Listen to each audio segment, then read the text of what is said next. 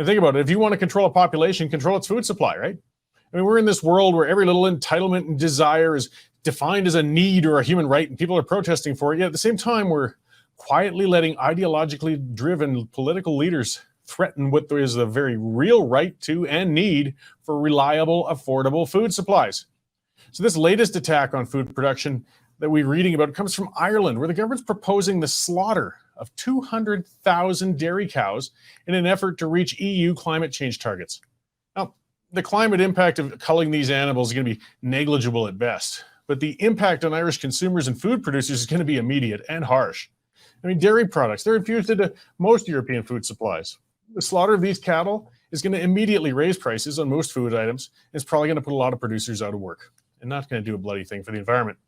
The climate zealots, they don't care. They're undeterred by protests or economic reality. They just want to shut down human activity by all and any means possible.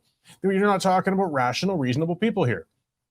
Even in Sri Lanka, I mean, this is a nation that's not a stranger to hard times and famine in relatively recent memory. Well, their government imposed ridiculous regulations banning types of fertilizer and encouraging these inefficient organic growing practices. At least with them, they got stirred up enough, it spawned protests that actually took down their own government. That was only a couple of years ago.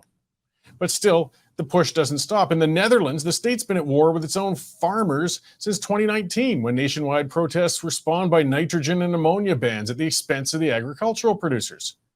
Farm protests have been crippling their nation at times, but the government's still undeterred, and they're working towards forcing the reduction of livestock herds and taking land away from agricultural producers in the Netherlands.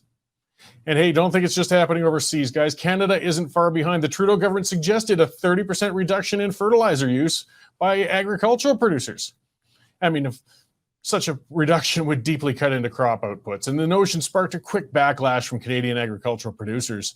The government then hastily pointed out the 30% reduction is voluntary for producers. But of course, what they're saying is, for now. I mean, these guys are nuts. They put $8.5 million into a cricket production facility. Crickets for human consumption. Yes, this is how mad they are. I'm not making this stuff up. Look it up. $8.5 million of your tax dollars went to cricket production while they're attacking food production here.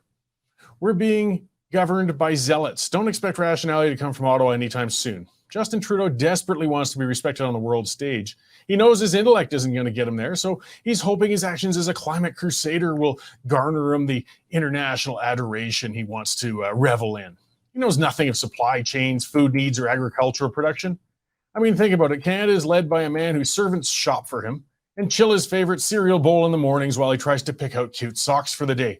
He's never seen a grocery bill, much less a balance sheet from a farm.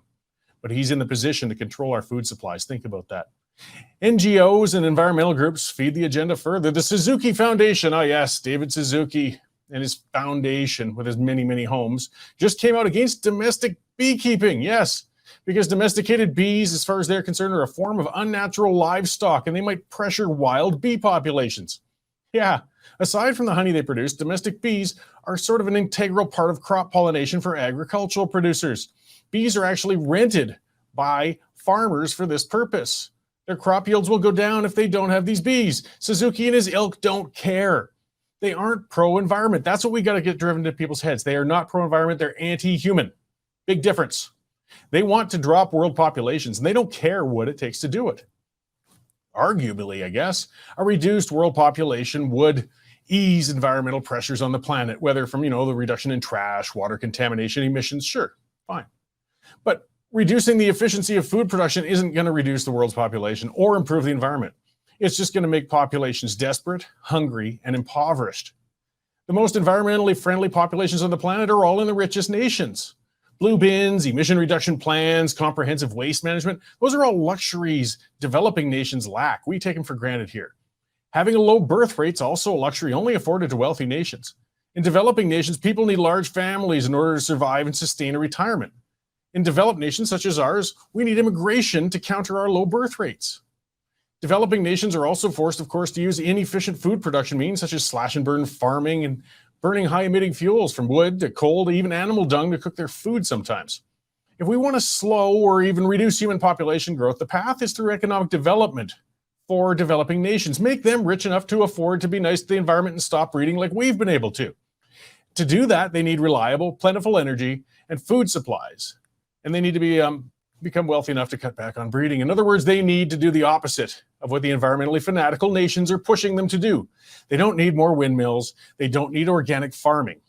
They need natural gas networks heating their homes and generating their power. They need modern farms along with the associated chemicals for pest control and fertilizer. In other words, they need all those things that Justin Trudeau and other vain virtue signaling world leaders are denying from them.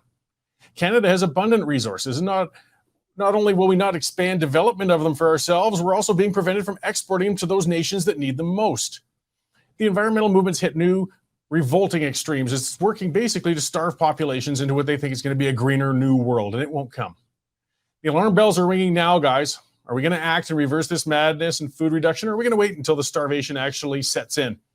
And guys, it's just going to start with the developing nations. Don't think for a moment that we're immune for it and it won't come here next.